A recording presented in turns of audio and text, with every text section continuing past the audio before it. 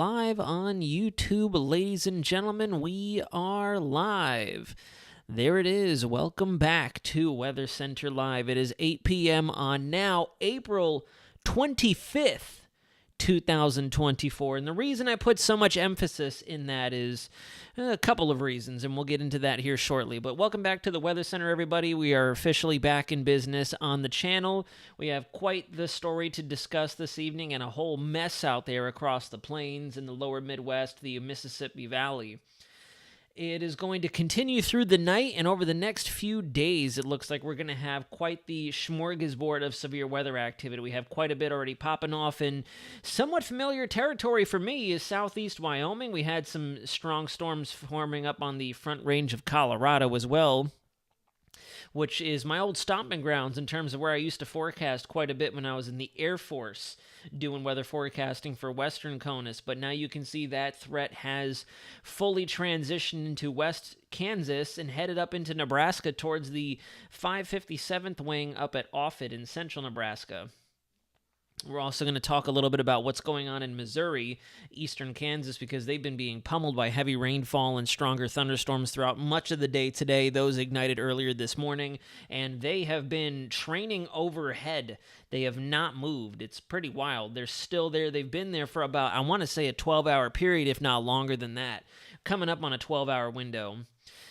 This is a look at our MRMS composite reflectivity for much of the lower 48. The eastern and the western halves of the country don't have too much happening right now. Everything's happening right through the centermost quadrant of the U.S. This is going to be our battle zone for all intents and purposes. Our strongest stuff is going to originate up here, and it is going to continue to ignite from here and track off in this sort of a fashion as we go over the next 12 to 18 hours.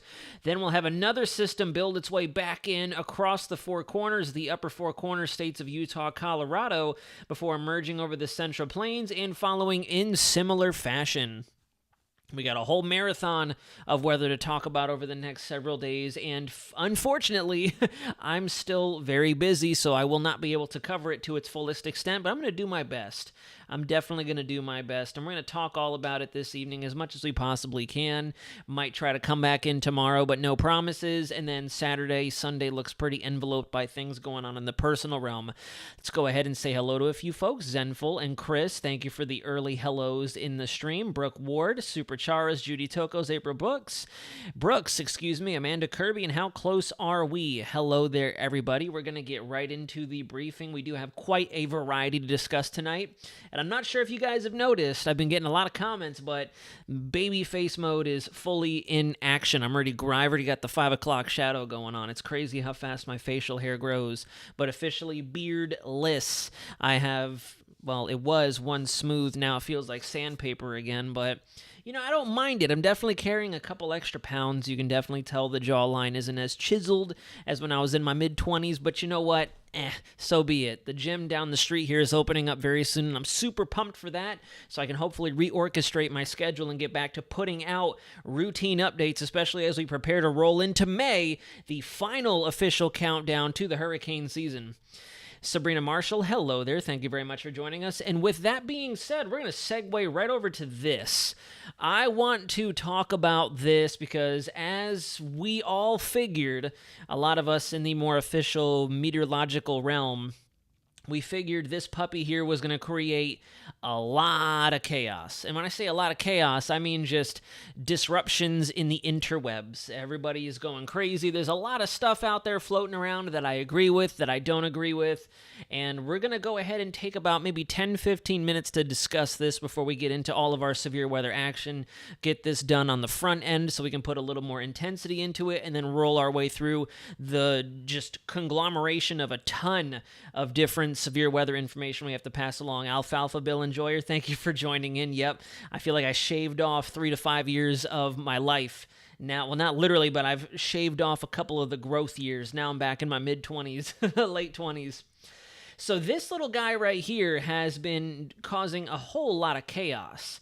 As Super Charas has very eloquently put it in the chat, this spinny thingy, this Beyblade out there in the subtropical Atlantic has a lot of folks on edge and a lot of folks claiming early start to the season. And now, personally, I've tried to put myself in their shoes, and I've tried to put myself in their perspective, put their lens on, and I can't.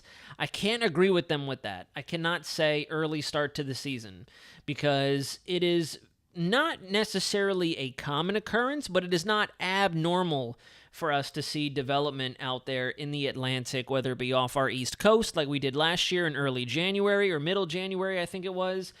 We saw early season development prior to that. We had a full-fledged named storm in March a long time ago. We've had some named storms in April, and they typically form in the subtropics and head up in that more westward to northwesterly and then back northeasterly. I've been looking at the tracks, the historical tracks, and right about at the same Latin longitude area, or the lat long quadrant, is where they typically develop leftover frontal remnants, and they'll wander over hotter water and they'll drift out to sea. The reason I don't quite want to jump on board everyone saying the caravan, as we will say, I don't want to jump on that caravan or the bandwagon of this is the start of the hurricane season because we haven't had development yet.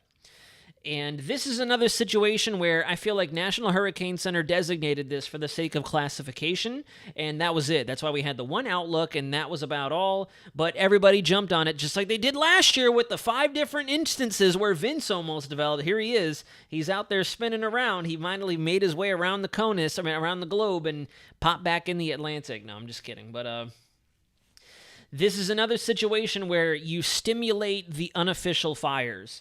You add fuel to the flame. Everybody is already sitting there, fists clenched, for the first opportunity to fire off their first, this is it, historic hurricane season has begun. And I'm starting to see that, and it's like, calm down.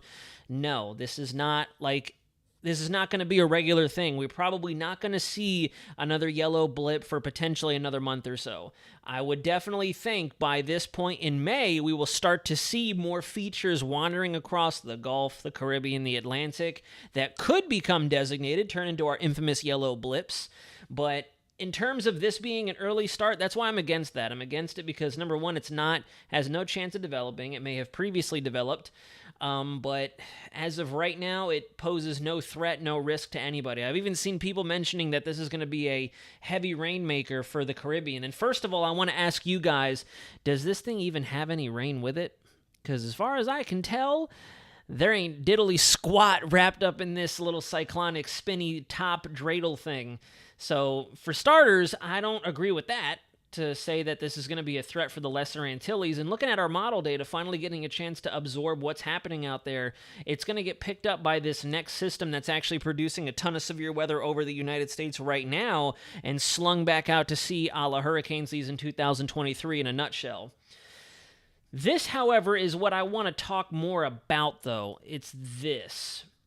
This has been going nutso, and I'm not too sure if he's going to join us tonight, but PM at one point had messaged on X, and he'd commented on YouTube at one point. Carmen, hello there. Thank you very much for joining us. Twilight Firefly, good evening. Thank you very much. And he had messaged me on X one time, as well as left a comment on YouTube, and he had said, Atlantic waters are cooling. Perhaps all these numbers and all the hype is overblown. I'm a little more concerned with what we're seeing right now, to tell you the truth. Because we had the Saharan dust, we had that really wonderful plume of Saharan dust, and I want to show you guys something really quick. I've been watching this like a hawk what feels like almost every hour on the hour throughout the day. Check this out. Now that our Saharan dust has cleared, look at how rapidly the Atlantic is back to warming, and that's probably why we saw a little bit of thunderstorm activity affiliated with that cyclone out there before the wind shear that it's wandering into especially has just completely destroyed it. If you guys remember, we saw the exact same thing back in May of last year with Arlene that wandered off the Gulf Coast of Mississippi, Louisiana, drifted towards the west coast of Florida, but then El Nino blasted it to Kingdom Come. Same situation here, but I think this is definitely something that deserves watching. The fact that how quick, and I mean quick, because this is not sea surface anomalies. This is our 7-day change. And if you noticed, right to the northwest of our Cape Verde Islands, we've already seen upwards of 3 degrees Charlie warmth in 7 days. So these temperatures, they've bounced back and quick. The reason we had such a tremendous cooling is because we had that initial Saharan dust outbreak, and now that has since transitioned downstream. It's now affecting us, much of the Caribbean, much of Central America. But notice in its wake how quickly these temperatures rebounded. That is incredible to see, to tell you the truth. That is really nutso to see, truthfully. And if you come back over here, you could see in the sea surface anomaly, I know I just had this pull out, but just go back over here as a matter of fact.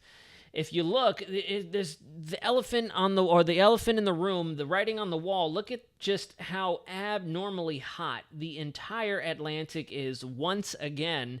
And La Nina, or I should say our cool neutral, is blasting through. It's just ripping apart all of the El Nino, all the Enzo regions. So definitely very, very much so worth watching. And we're starting to finally see signs that our Atlantic meridional mode is going to go positive, which is what CSU had discussed during their initial briefing at the beginning of this month, could help to trigger off even more tropical activity. There have been a few other sources out there as well who have pumped out their preliminary forecasts. I believe something in Missouri, a university or a college in Missouri, and then a Penn State University released their discussions. And they're going, if we thought WeatherBell and AccuWeather were bad, they're going 30-plus storms, hands down. I mean, they have a large margin of error, but they're going between 24 to 30-plus named systems out there this hurricane season. And I'm still, if we do continue to see blip after blip pop up between, we'll say now even, and the start of hurricane season, perhaps that is an indicator of what type of numbers we're looking at for this hurricane season. But I'm not still 110% sold on seeing 25, 30, 35 named storms. What I'm very, very concerned about are how many Hillarys, how many Jovas, how many Otises, how many Lees, how many Ians are we going to have out there? How many Wilmas are we going to have out there this year because of how abnormally hot we have of waters across the Atlantic? And I believe that, as a matter of fact, as I was headed into drill this morning, I was randomly recommended a video by Force 13, another European source for weather data. And I believe they're going very close to what it is that we predicted here in the Weather Center. 21 named storms, I think either 11 to 13 hurricanes, and then I think they went on a little lower end, I think 4 or 5 major hurricanes, something like that. And what they emphasized was rapid intensification.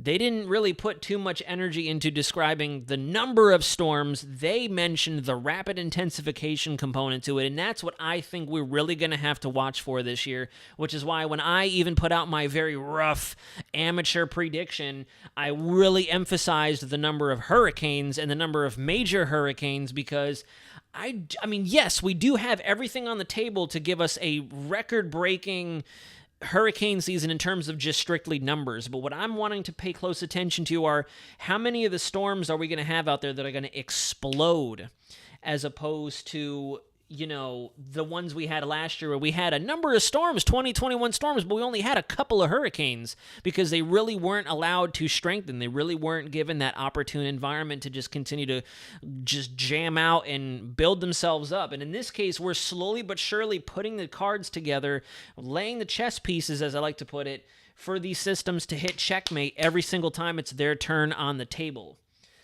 And that's why, am I on board with the high numbers? I'd say I'm more 60, 65% sold on the high numbers, and my gut is more 80, 85% sold on strong storms. So I'd be emphasizing to my viewers, if I were broadcast meteorologists, if I were official sources like NHC, if I were even non-official sources with a ton of followers, I'd be more so emphasizing strength over numbers.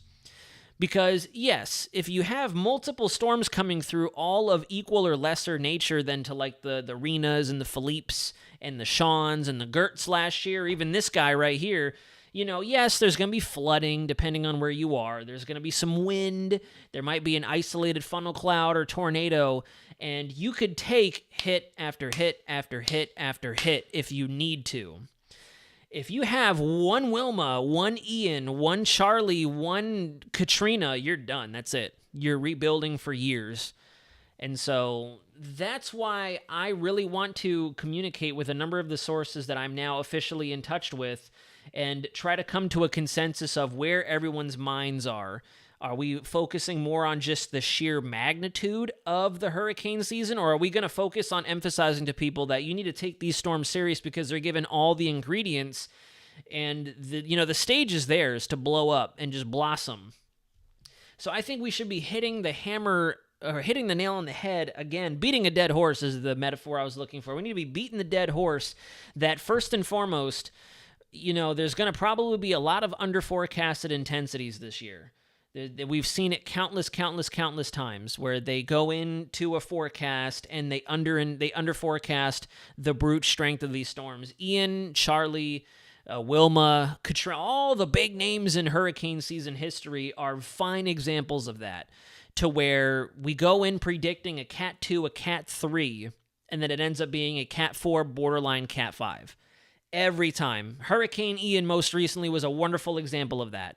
Hurricane Ian, and at the Weather Summit, they mentioned that they were anticipating that Hurricane Ian was going to rapidly intensify once he emerged in the Gulf, but even then they busted on their intensity forecast. They had him coming into Florida at 130 mile an hour, and he ended up making landfall at 150. And that makes a big difference, especially with that magnitude of a storm, the central pressure, the speed, how slow it was moving. That's going to make a huge change to your storm surge and your inland flooding. Massive difference. So, that's what I would be warning my viewers is be careful with the storms that are wandering towards your area. Don't be lulled into a false sense of security. Yeah, it's going to be weakening. It's going to go through. We got lucky with Idalia last year. Eye wall replacement cycle at the last second. Night and day difference. Idalia eye wall replacement cycle right at landfall weakened it before it could re-strengthen, because then it would have blew up even further. Ian, on the entire opposite of the spectrum, exited Cuba, underwent his eye wall replacement cycle as he was approaching Southwest Florida, and then exploded within 6 hours.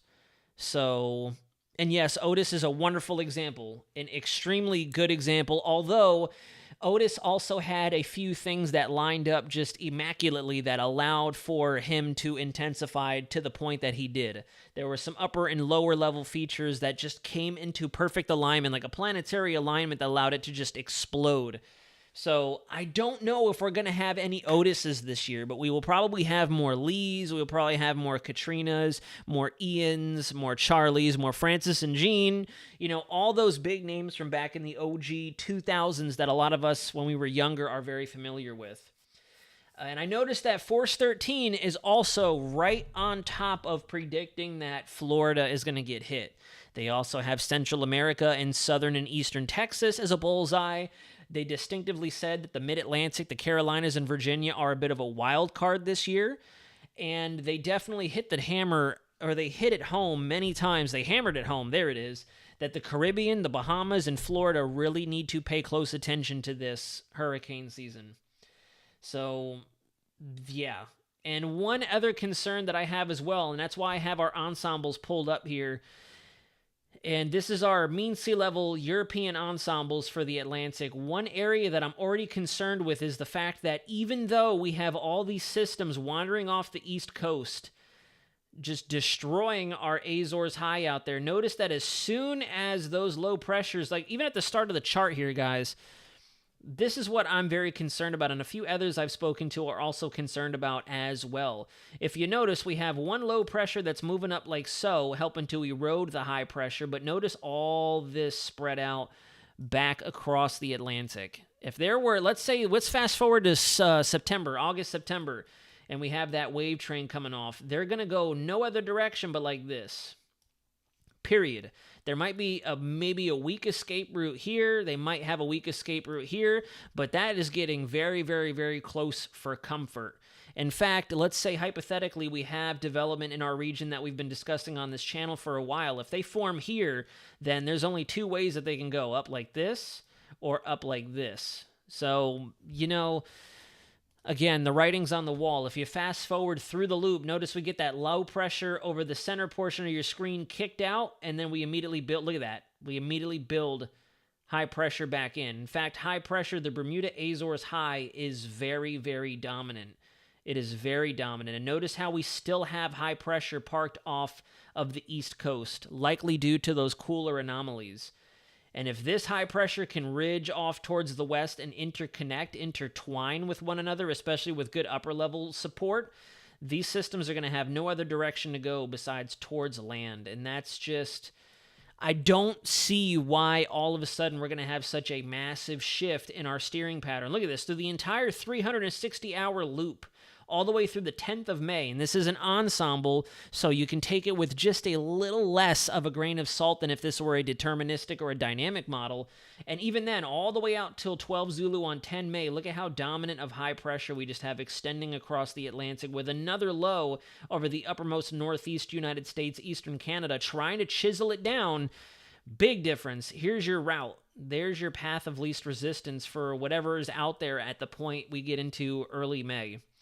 This here even looks like it could be a Florida panhandle to an eastern Texas landfall.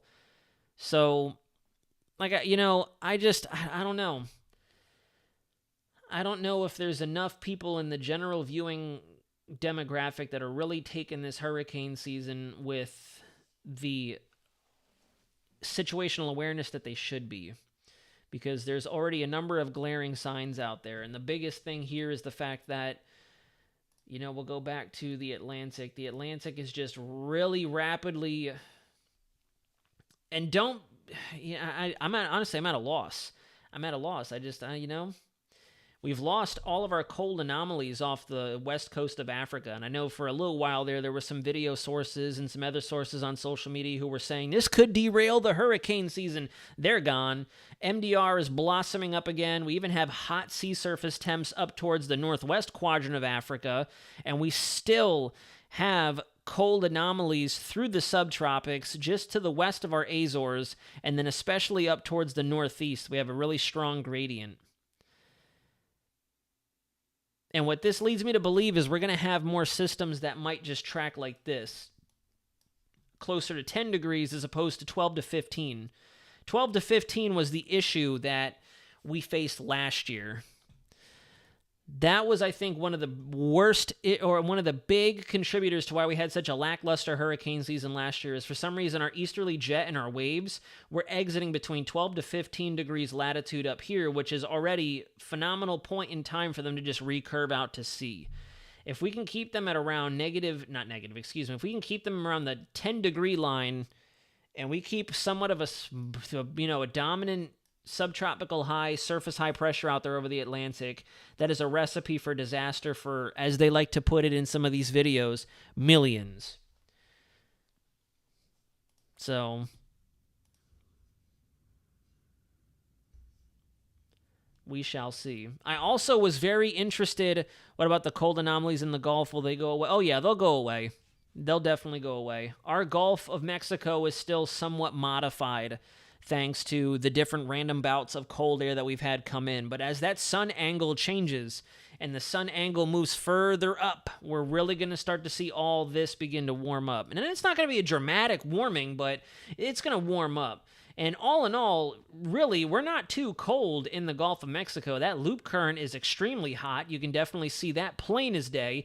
And our cooler anomalies in the Gulf of Mexico are definitely starting to disappear. Because if you look, we do have shades of blue, but a larger majority of this in the Gulf is white. So we're right at about the climatological norm. And the reason that our intertropical convergence zone is still down here colliding with northern South America is because we're about halfway through the springtime. Once we start getting to summer and that sun angle comes just a little bit higher, you can guarantee that we'll probably mix out some of these cooler anomalies here. We'll start to see some of these cooler anomalies go away in the Gulf of Mexico, and that's when our ITCZ will really kick on and everything will more or less activate for the hurricane season. It's just going to be a question of when. When is it going to start activating? That's going to be the kicker. That's the number one question that everybody has. Force 13 thinks we definitely have a good running for a May storm, a May named storm that will probably not be destroyed like last year, especially if El Nino continues to weaken as much as it is. We're going to lose our shear component almost altogether.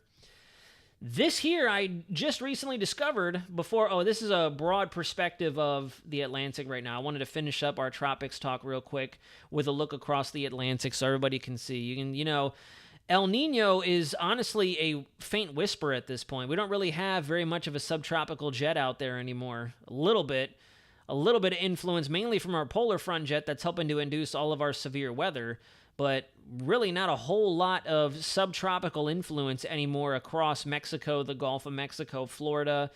There's still a lot of wind shear out there because of the time of year. We still have a lot of wind shear supporting our frontal systems here, frontal system here, what had dropped this bad boy off into the ocean. So we still have a ton of shear out there.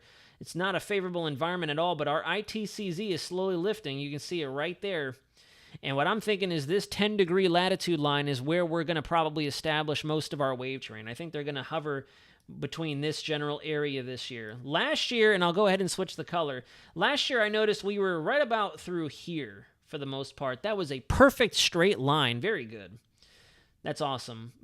Last year, I noticed in 2023, a lot of the time we hovered right between these latitudinal areas is what we'll say. I do think we're going to start to see more southerly systems this year. And the problem with that is, and for all my folks out there who are saying that the Saharan dust is going to stop everything, the Saharan dust usually blossoms like this and moves across like so, and we get a nice big clouding of Saharan dust like so. If you keep systems down towards the south, believe it or not, research has shown that the Saharan dust can actually amplify our tropical waves, which is crazy. I didn't know that. But believe it or not, if we have tropical waves, aggressive tropical waves with very good 850 to 700, or I should say 850 to 650 amplitude, and you stay right along the border of that greatest Saharan dust cloud, you will actually see intensification of your tropical waves. So, you got to knock on wood that all the people who are like, the Saharan dust is going to save us, it could actually hurt us. So, we shall see. And what I think we're really going to have to pay close attention to during June and July, unless we have an active start like we did last year, we attempted to, is going to be homegrown here. I think this area is going to go first. This is going to be our hot spot, and then our wave train is going to tell us a thing or two about the hurricane season. So, we shall see. But anyways, there he is. There's our little blip. We'll call it Pseudo Alberto, Pseudo Vince, just for old time's sake. Vince wandering around in the form of Alberto, like a skinwalker, for my gamer fans out there. But all right, so here we go. Let's get into the meat and potatoes of everything out there. So this is where we stand for severe weather. Oh yeah, no, I don't take the current anomalies with a grain of salt. Take the anomalies with a grain of salt. They're going to change. They're going to continue to modify. We're just getting through actually, I wouldn't even say this is the halfway mark. I would say we're getting through the first quarter of spring. So when it comes to the Caribbean, and especially the Gulf of Mexico for this time of year, don't really put all your eggs into a basket in terms of the temperatures, because they're going to change. With that sun angle, and as we continue to oscillate into summertime, and that sun can hit us a little bit more directly in the northern hemisphere, those waters are going to go up, undoubtedly. So we'll get a better judge of exactly what happens with the Gulf and the Caribbean as we get into late May and then the beginning of June. So, and I do think that we're going to see it continue to warm up, because our African dust is not going to be a main issue. We're going to have some haze maybe during our worst outbreaks. But truthfully, yeah, I do think that the Gulf is going to be warm, and it doesn't take much either. It really doesn't. The scary part is the fact that our Atlantic is as hot as it is. This is where that wave train will initiate and move towards the west. And that's another thing we got to keep in mind as well. for our folks out there, and this is just me spitballing at this point, but again, for our folks out there thinking that the hurricane season will be wrecked by our Saharan dust, at best, the Saharan dust will really play a huge role, if it does, out in this area. But if we continue to see a more southerly wave train that moves in like this, then it's open season once they get into the Caribbean or, God forbid, the Gulf of Mexico, period. Because that's another thing, too, is everyone wants to keep comparing hurricane seasons. I think the terminology analog is lost to a lot of folks who don't really understand what an analog is. Essentially, it kind of mirrors that Lizak's recurring cycle, the LRC, that WESH2 put out during their forecast for the 2024 hurricane season. They're just a look at what could possibly replicate itself. It's not like we're going to have an exact mirror image. It's more or less just an interpretation of, okay, hypothetically, we could see this sort of a scenario play out. We could see some of this play out. We can see some of this play out. And then they use that to tailor what this year could look like on top of messing with some of the finer variables, given all the different uncontrollable, or I should say independent variables that we have going on this hurricane season, like the dust, the sea surface temps. The only control variable in the room right now is probably going to be the transition out of El Nino to a neutral or a La Nina, because we know that that's slowly but steadily going to happen. Other independent variables would definitely be things like the MJO, the Central American Gyre, the Azores high frontal activity and trough activity over the United States. Those are things that we can't see coming. No analog in the world is going to tell you this is when a front's going to come through, this is when a low is going to come through, this is when a trough's going to come through.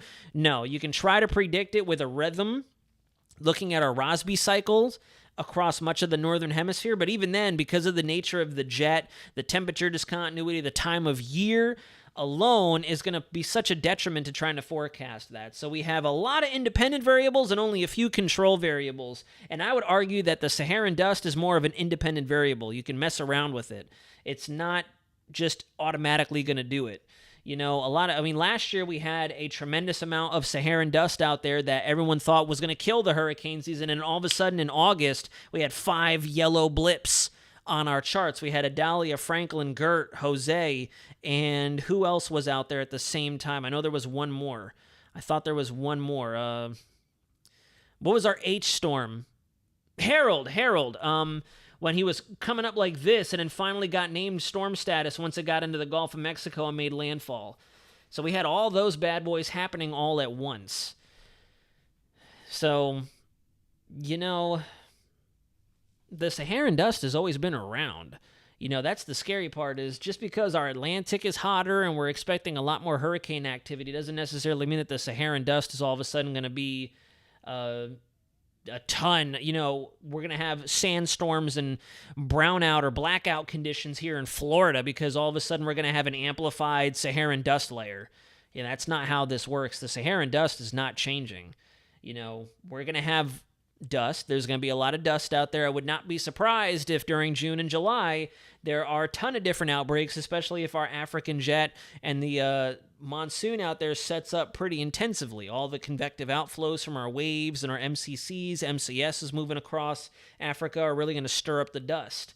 And I can already see it now. You can kind of predict it like clockwork. There's going to be a lot of folks out there during June and July. If there isn't as much activity as folks are predicting, they're probably going to be like, oh, it's a bust. Nothing's happening. Look at the dust. And it's like, you guys do realize this happens literally every year. Every single year. From June all the way to the middle portions of August, there is always dust. There's no getting rid of it. The question is, how much dust is going to be able to escape off of Africa once the Indian monsoon sets in and once our wave train begins to set up? Because convective outflows and mid-level winds are a real good determinant of how much dust is going to funnel off of Africa. But at the same time, we have to think of our steering influences and how much moisture is out there too. Because if you get a lot more rain out there, that's also going to stop the dust from acting up and being a fool across the Atlantic. So, again, huge independent variable. Nobody knows that. I've been trying to study my butt off, learning more about the SAL, the African monsoon, African climatology, to get a better idea of what it is that I need to be looking for to make a determinant decision on dust, no dust, lots of dust, little dust, you know, and so on and so forth. But the big thing that we need to take away is this is not good, and this is definitely not good. Because this is going to be like almost a miniature El Nino. And that's what a lot of folks are worried about, is this could be a little miniature El Nino. And when I say that, I don't mean like wind shear and all that. I just mean the vertical velocities out here. Because if you think about it, what El Nino does, and we'll go back to this, and I know we're going way beyond the time that I wanted to spend on this. If we go back to this and we look at El Nino, for example, the reason El Nino is such a huge variable in our world climate is because you have such hot waters across much of the equator portion of the Pacific. So what that does is, if you imagine this three-dimensionally, it creates a ton of rising air and diffluent flow aloft. And as such, what goes up must come down.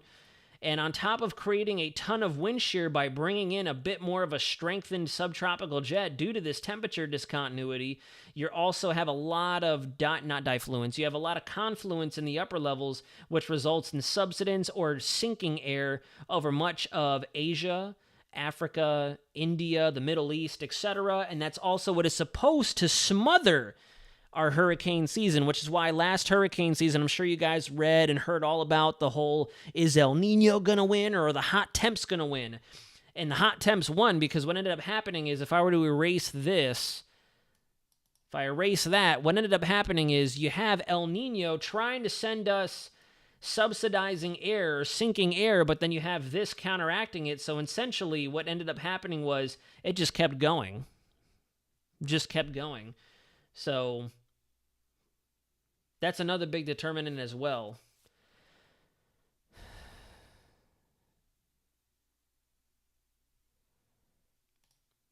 Well, let's go ahead and take a look at 2022. Because truthfully, 2022 was when I returned to Florida. I had just gotten out of the military. I had returned to Florida at the start, actually after hurricane season had started, and I only really started to tune into hurricane season once I saw Ian was on the horizon. So I have no situational awareness on the 2022 hurricane season.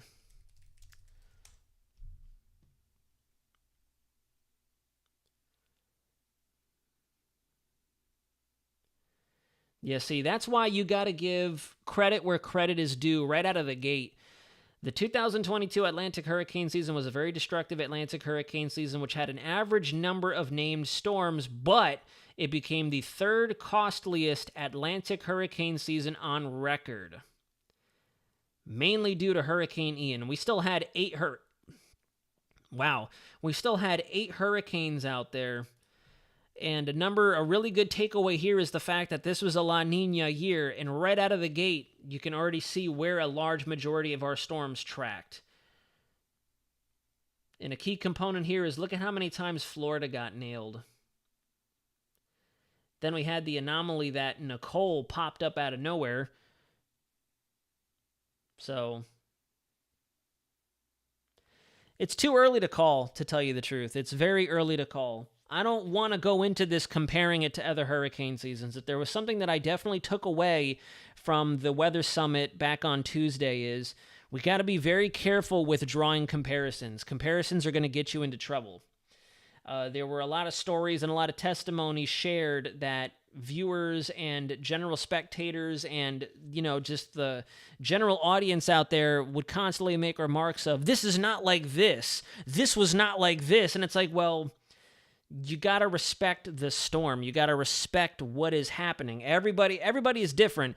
Braden's WC is vastly different than PM. Life and Living is definitely different than April Brooks. Super Charas is vastly different than How Close Are We?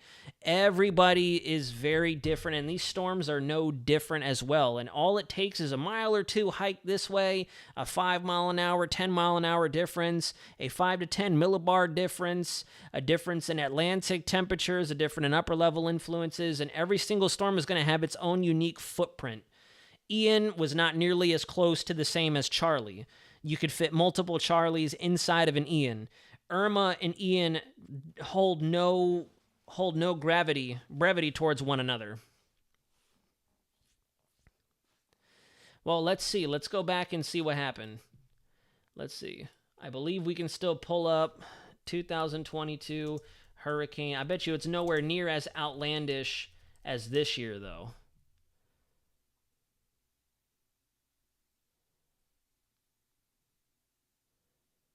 So actually, if this is correct, then CSU was right on the money. No one was predicting that 2022 was going to go crazy. They actually said near average activity, with 13 to 16 named storms, 6 to 8 hurricanes, 2 to 3 major hurricanes, and this was back in December.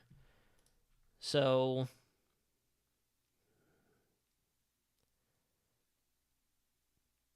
14 to 21 named storms, 6 to 10 would become hurricanes.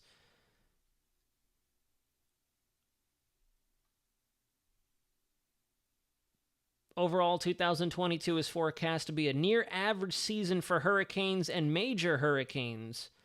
So I don't know. It looks like a lot of folks were thinking it was going to be near average, if not slightly above average.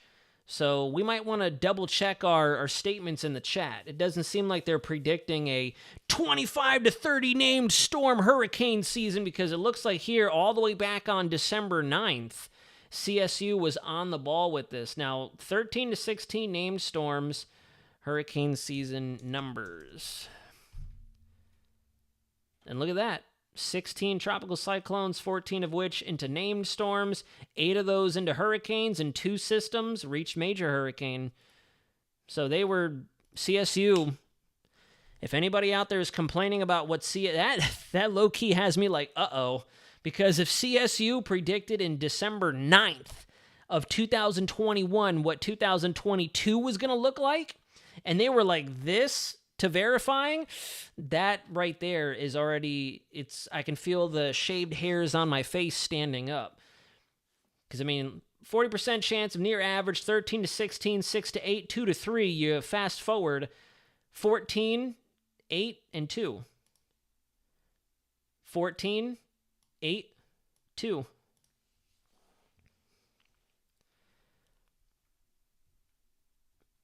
So let's see right here. What do we have here? Oh, this is for 2024.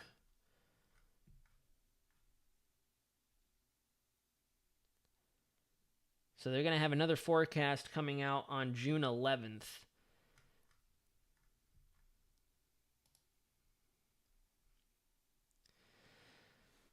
So there you go. It does look like a number of people were thinking that the 2022 season was going to be at or just above average. So again, we're still comparing apples to oranges. We're comparing Twilight Firefly to Carmen right now. You can't make the comparison. They're two very different people.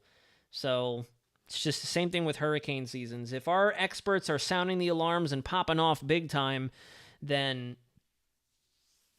And this right here already has me thinking even more so. This gives me a little bit more, I guess, incentive to look at their numbers for this year and internally do backflips. Like, oh boy, okay.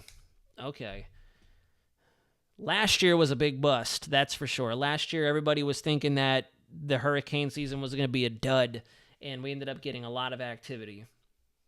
So that's probably why they're going off of continuity's sake and thinking that this year is going to be crazy.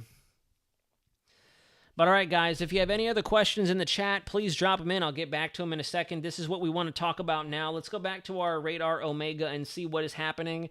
Because I know earlier today when I looked, it seemed like a lot of the models were hinting towards Nebraska and Kansas were going to pop off and start forming up right now. And already this kind of looks a little bit more. And see, this is why, I really wish that we would stop amping up all of these severe weather events. I really do. Like, granted, we still got to wait for all this to really develop and merge together and then move out over Nebraska and South Dakota. This is only the beginning of our severe weather event, but this does not impress me right now. This looks very washed together. There's no discrete mode whatsoever. This is still holding on. And in fact, it looks like we have some East Kansas activity that's trying to form up right now. But this definitely does not freak me out. And there was a lot of buildup for that. Now, again, of course, this is the very early stages. So we can't go calling it a bust or saying that nothing's going to happen. But in comparison to all the hubbub and, dare I say it, hype with a capital H, this doesn't look This doesn't look very concerning. Still does not look as intense as the system we saw back in March. But this is only phase 1, and this was supposed to be the weaker of the 2 storms. We'll have to fast forward to Saturday and Sunday and see what happens with our second one, because I do think the second one is going to go crazy. And yeah, I did see a few tornado warnings out there, a couple of them, for northwest Kansas. I think it was just northwest Kansas. I only had to glance back and forth. I think, yeah, I agree with PM. I think tomorrow, and particularly Saturday and Sunday, are going to be far more active. And I think for the rest of the evening, until we can see a little bit of bowing from our dry line, we're going to have something pop up down here. I think the rest of our activity is definitely going to stay in close proximity to our low pressures, and as this tracks off towards the north and east like so. Oh yeah, of course, Kevin. Yeah, definitely. And from what I saw earlier, I was seeing that it was going to start to really initialize between 6 to 8 o'clock, and then by midnight, we would finally have everything activated. So we're still waiting to see if this southern mode goes off with the dry line. This coverage is a little lesser, and honestly, I think sometimes people blow the models out of proportion. They think that all the storms that form up are all going to go nuclear. Earlier, we did have some impressive stuff out there. I have the MRMS earlier that was pulled up. Where is it? Where do I have it? I know I had it pulled up. Do I not have it pulled up anymore? Oh, here it is. Earlier, the MRMS composite looked very impressive for eastern Kansas and southern Nebraska, but we've seen all this merge together and everything is more disorganized and just heavy rainfall and good old lightning and thunder. So earlier this evening, it definitely looked like things were unfolding, but I don't know if we're going to see much intensification from here on out. We're going to have a lot of cooling going on in the low levels. And yeah, it looks like this storm really loses a lot of its luster tomorrow.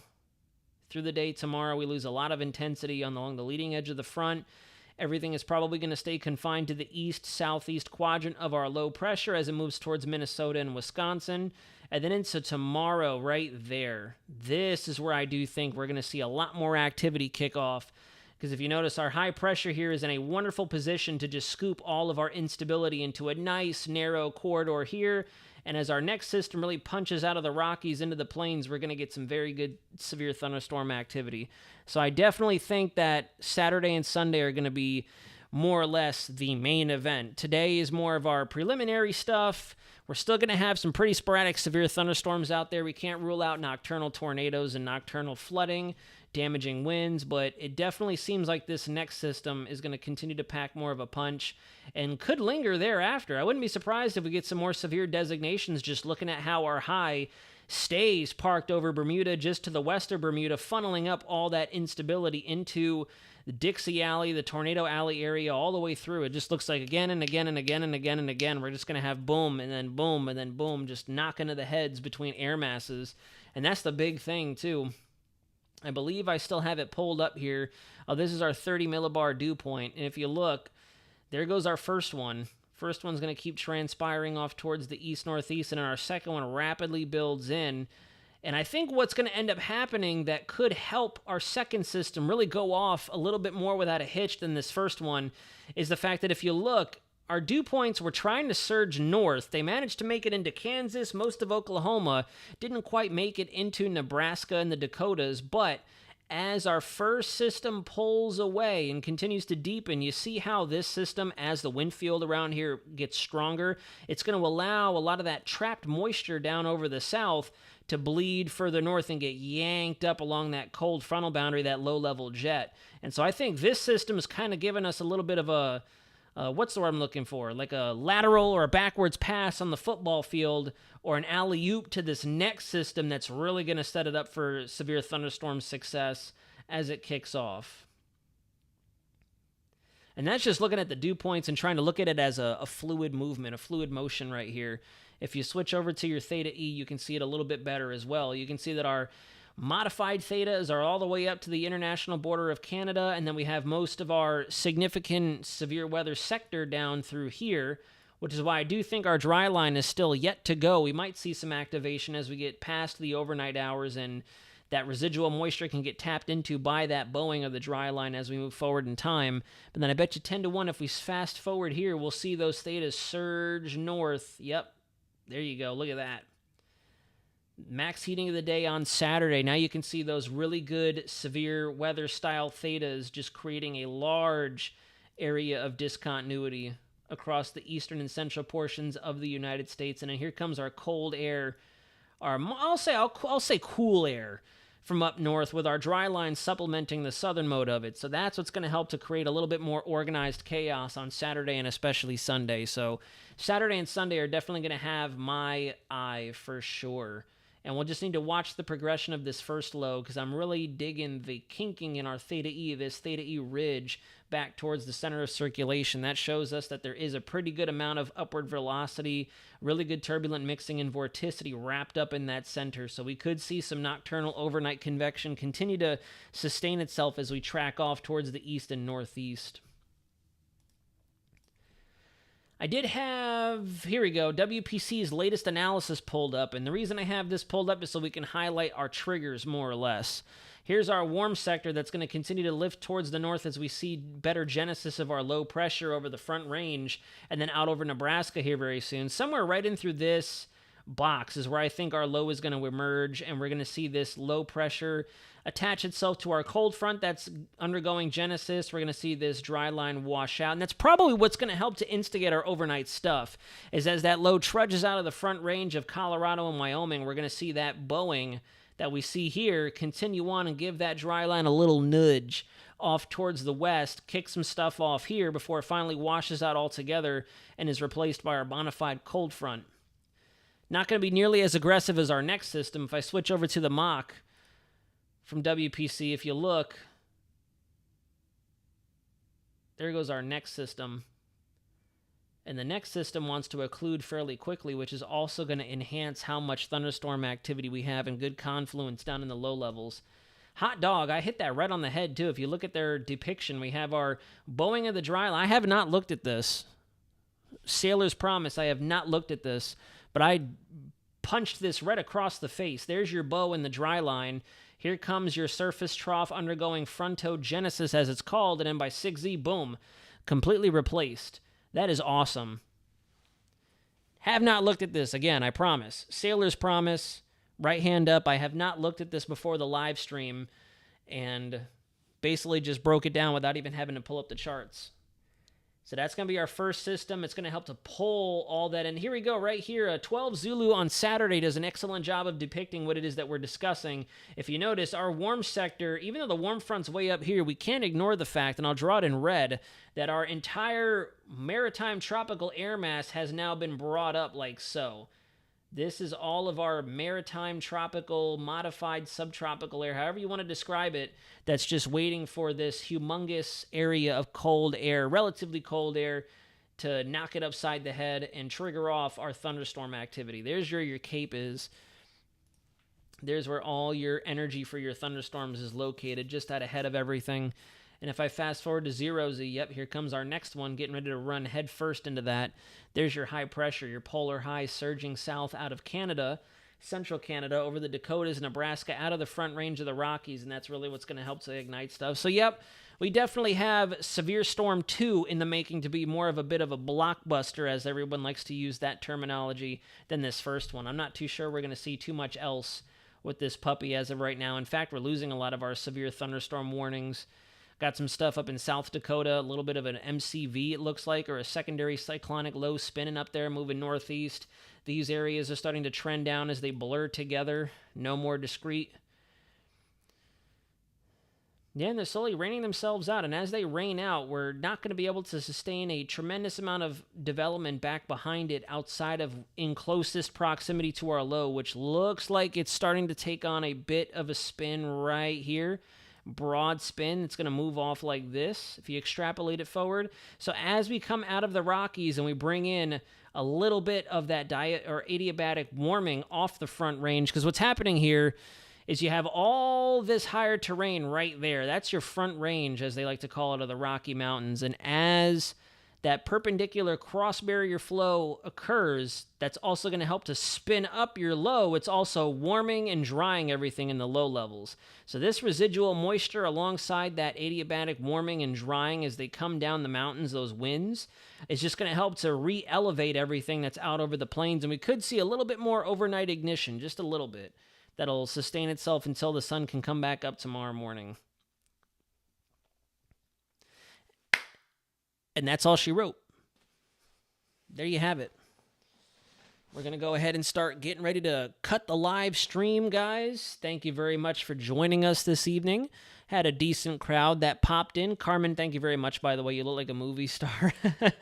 I appreciate that. It's definitely been very much so an adjustment. I haven't had a clean-shaven face since 2022. In fact, I want to say it was early 2022, so well before the Ian time and well before that hurricane season. But yeah, guys, I think they'll issue a moderate Saturday tomorrow and possibly Friday. I can see a moderate for Saturday. I can definitely see a moderate for Saturday. We shall see, though. I was saying earlier on TikTok that they probably should have expanded this enhanced risk. I mean, they did have enhanced pretty good nailed down in the northwest quadrant of Kansas, but it is going to continue to expand up towards the north, and as our low can slowly deepen and then boomerang out of the mountains, we're going to see that coverage go with it. So I think if they were going to go enhanced, they probably should have did it enhanced like this, if anything. Or just left it as level 2. I would have probably left it as level 2, if anything. But, I digress. At the end of the day, I'm really starting to fall out of love with the SPC depictions because they're so easily to get confused, so easy to manipulate, and so on and so forth. And I'm really tired of, with every storm, you could forecast the videos and forecast the forecasts just as much as the storms at this point. Yep. So day 1, we've got a 15%. Like, for example, we'll go ahead and do that. Let's do some professional trolling for the end of this live stream as people start to tune out. Where's my Storm Prediction Center? So let's go to day 2, day 3, and day 4. So there's day 4. I already know for certain. Day 4, isn't there a... No, day 4 is right there. So day 4, what's going to end up happening is this is bad. Prepare. Then once this is day 3, this just got worse. Then once this is day 2, this keeps getting worse. And then as soon as it's day 1, worst case scenario, here we go. Or, yeah, here we go with the giant arrow. Like clockwork. Like clockwork. And Amanda Kirby, I've thought about it, but, I got to lose a little bit of my pudge before I get into that, which I'm very excited to start doing for Summer Shred. I can tap back into my personal training roots and my strength and conditioning roots. NHC is low-key cooler than SPC. Yeah, it's more or less the same thing. We're kind of looking at the homepage of National Hurricane Center looking at this.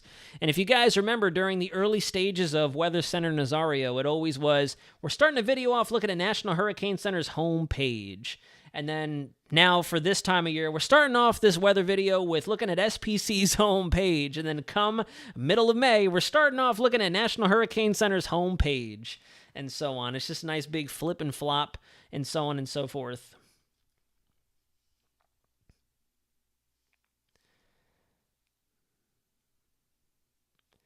Yeah, SPC isn't doing bad. I really want to know who the folks are at the desk because as the subject matter experts, I feel like, you shouldn't have to rely so heavily on the models.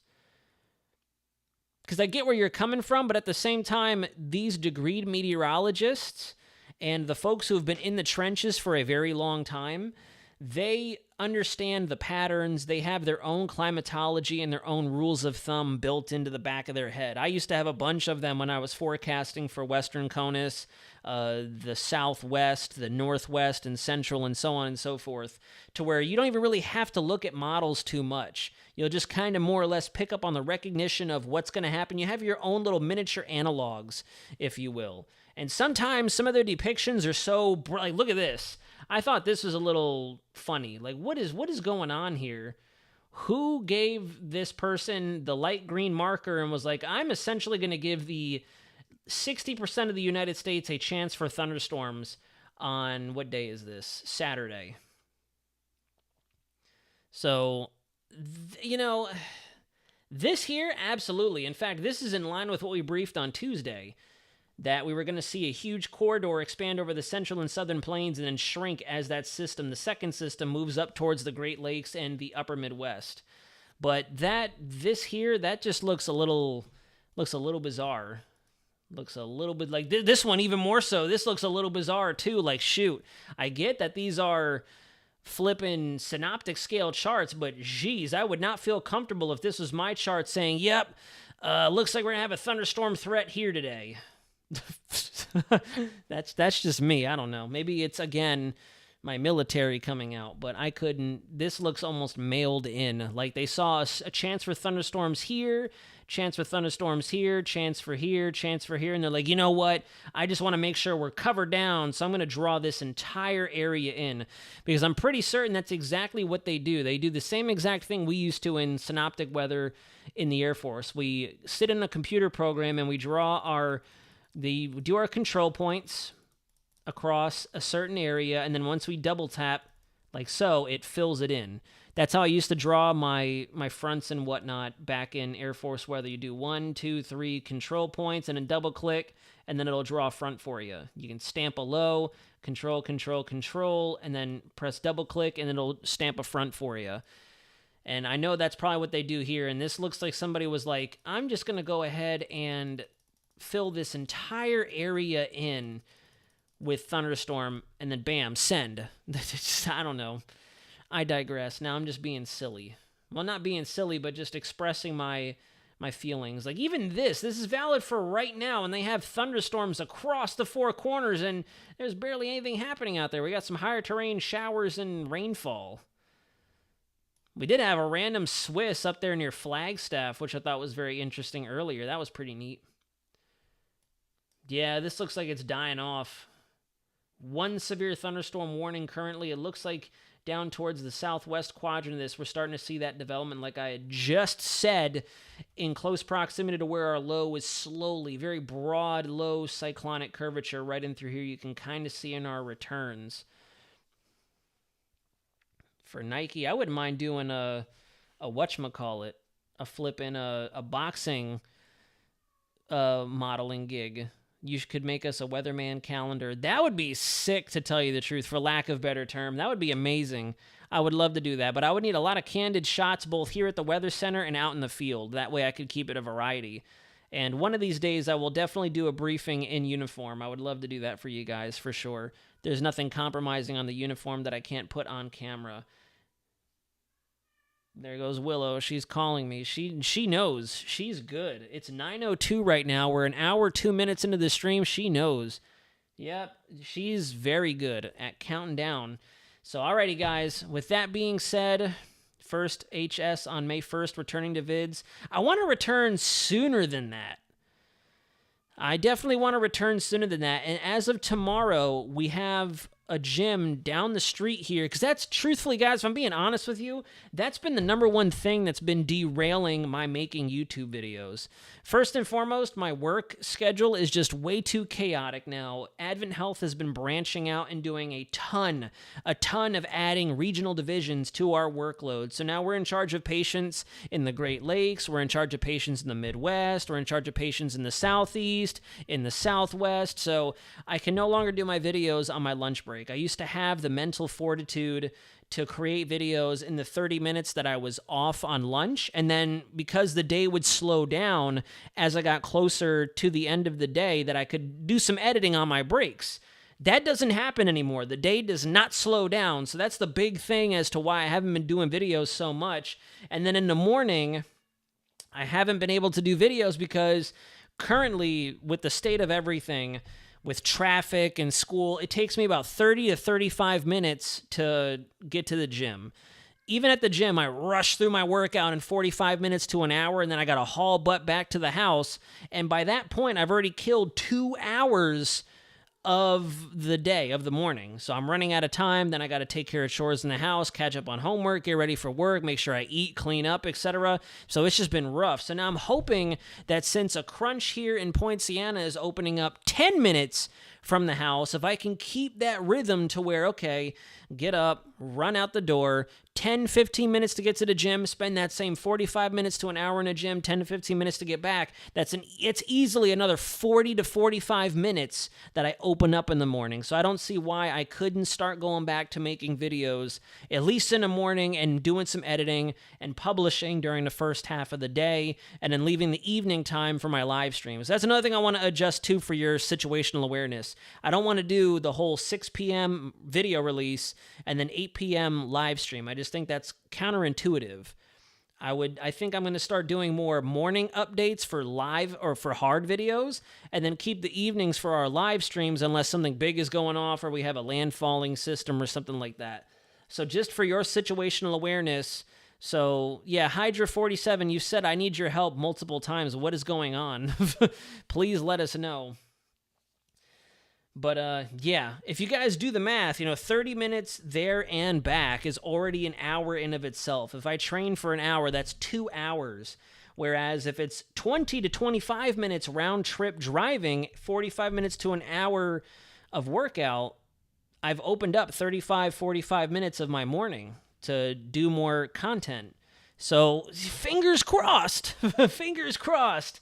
I'm thinking of waking up as early as 4 o'clock and trying to do a video after I juice up on some caffeine and then go to the gym. So we shall see. Yes, I know. Psst. I'm just going to, Hydra 47, while you're dropping your message in the chat, I'm going to let Willow in.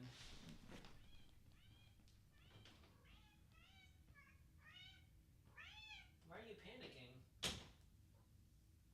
Is it because it's time for your little late night snack? Oh, here she is. We found her. This is the gizmo to the Reed Timmer. This is Willow to my extreme meteorologist. You smell good. Hey, mamas.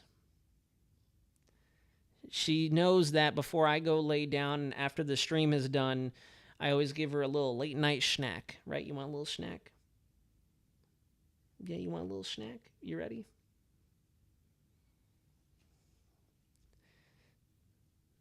This is it.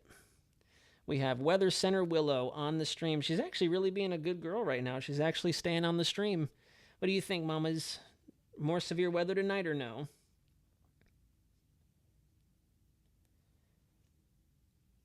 No, you're just ready for your snack. You don't care about no severe weather, right? Come here.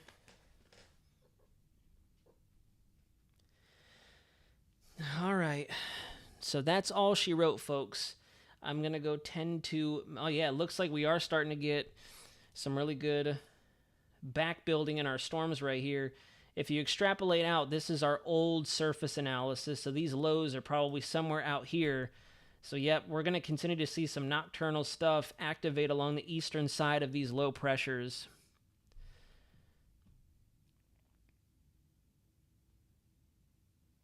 So, yep. That's it, ladies and gentlemen. We're going to go ahead and cut the stream. Willow, if you'd like to say goodnight to everybody on the chat. They all love you just as much as me, if not even more so than me, because animals are great, and they're very innocent, and this is the mascot, the official mascot for the Weather Center. I got to make T-shirts and stickers. Whoop, be careful. I got to make T-shirts and stickers of her riding hurricanes and tornadoes. Yep, I agree. So thank you all very much for... Yeah, she's definitely ready for food. She just keeps plopping down on my lap. So thank you all very much for watching, and we will see you... Actually, I don't know about Saturday either. We're going to try again for tomorrow. No promises. I might throw out a short. Saturday, a lot of us are going to a wedding, believe it or not. I have a cousin who's getting married, so I'm going to be at a wedding all day on Saturday. And then Sunday will probably be our best chance of sitting down and doing another live discussion and getting some more content out. So if you have the means, definitely follow me on Instagram or X or TikTok. This way you get those day-to-day updates and those story updates as well. A bit easier, like I say, more lower threat than updating and putting stuff here on YouTube. But we will be back on the YouTube channel more than likely on Sunday. We'll plan for Sunday for sure. If I can squeak something in tomorrow, because I have a couple of final end of the semester projects I need to finish up tomorrow as well, so that way I'm free for the weekend. So if anything, Sunday we'll probably be back in action, and maybe depending on what my whereabouts are like on Saturday, we might try to pop up on Saturday. We will we will see. We'll go ahead and see exactly what happens. This is my new microphone now. We're going to speak into Willow's tail. It was also so sweet to see you and Willow together. I know, yeah, she hadn't been on live streams in a little while, but now she's here and she's being chilly. Right, mamas? You want a little snack? Yeah, you want a little snack? You got to tell everybody that you want a snack. Right? You want a little snack? Say it for everybody to hear. Snack? Nope, now you're just going to purr.